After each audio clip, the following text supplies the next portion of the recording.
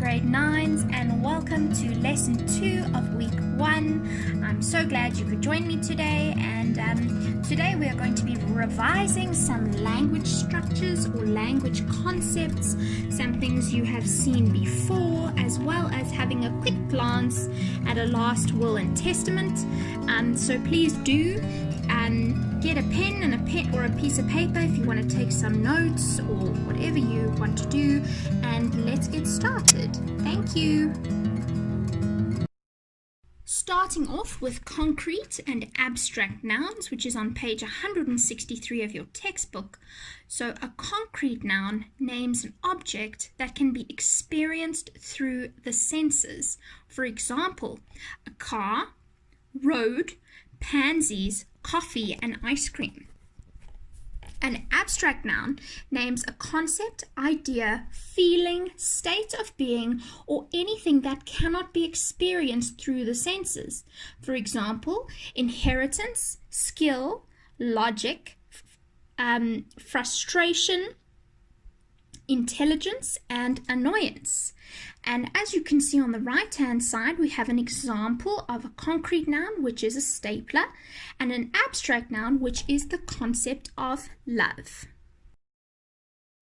A last will and testament will contain both concrete and abstract nouns, and in here I have put examples of both of them. So for the example of concrete, there is: to my son, I leave my clothes, cars, household, furniture, jewelry, computers, books, kitchen appliances, iPod, and iPad. Your concrete nouns are bolded there. Then your abstract nouns: finally, I beg my children to show each other kindness and compassion. Cheerfulness is a gift which brings friendship and affection. So these are two examples of sentences that you would find in a last will and testament that give you instances of both concrete and abstract nouns.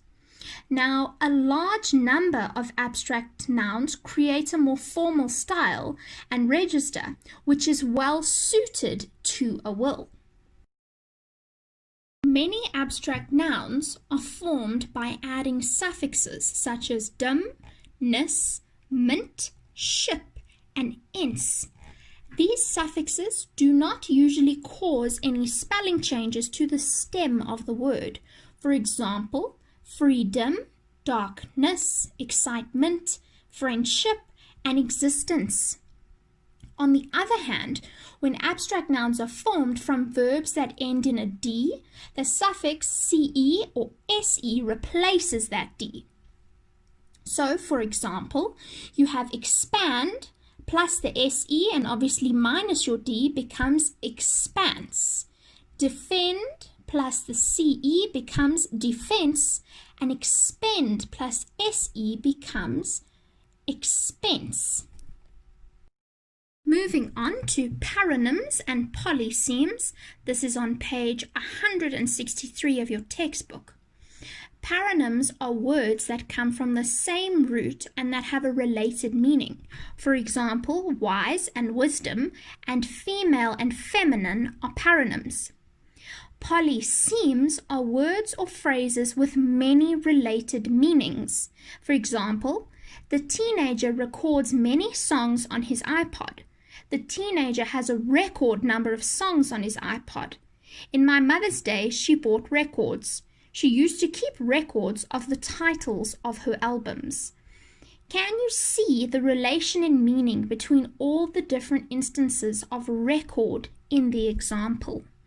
They all mean something different or refer to something different, but it is related.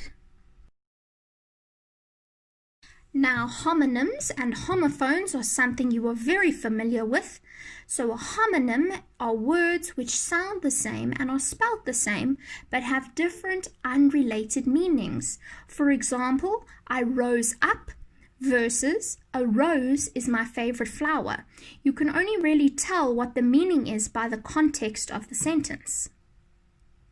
Then you have homophones, all right, which are words that sound the same but have different meanings and different spellings. For example, flour to bake with, and flower, which is like a rose or a sunflower, as you can see by our two little images over here. Last but not least, we have an activity to complete.